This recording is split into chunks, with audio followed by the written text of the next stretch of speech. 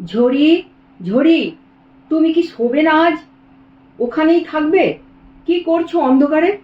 তুমি কি আকাশের তারা গুনছো? তাড়াতাড়ি ফোন রেখে ঘরে এলো নির্ঝরি। এ সময় ছোটবেলার একটা ধাঁধা মনে পড়ল কিংসুকে।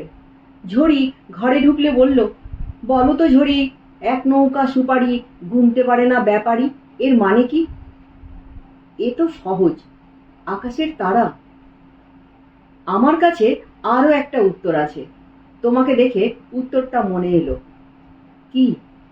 মানুষের দুঃখ, মানে আমার ঝড়ির দুঃখ, যেটা আমি গুণে শেষ করতে পারছি না। মুখটা সকাল থেকে যেন ভাদ্র মাসের হাঁড়ি গাছের তালের মতো করে রেখেছ। ঠিক করে হেসে ফেলল নির্ঝরি। কিংসুক আরো বলল, দুঃখ তো থাকবেই ঝড়ি, প্রত্যেক মানুষের জীবনেই দুঃখ আছে। নিজের কাজে যদি ডুব দাও তাহলে দুঃখ নিয়ে বিলাসিতা করার আর সময় পাবে না, ইচ্ছেও থাকবে না দুঃখ নিয়ে বিলাসিতা করার। মানুষের জীবনে অনেক রং থাকে, দুঃখ একটা রং, যে রং নিয়ে বিলাসিতা করলে সেই রং তোমাকে আচ্ছন্ন করবে, তোমার আন্তরিক শক্তিকে দমিয়ে রাখবে।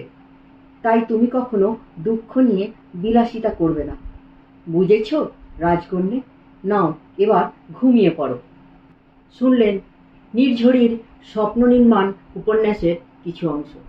নমস্কার।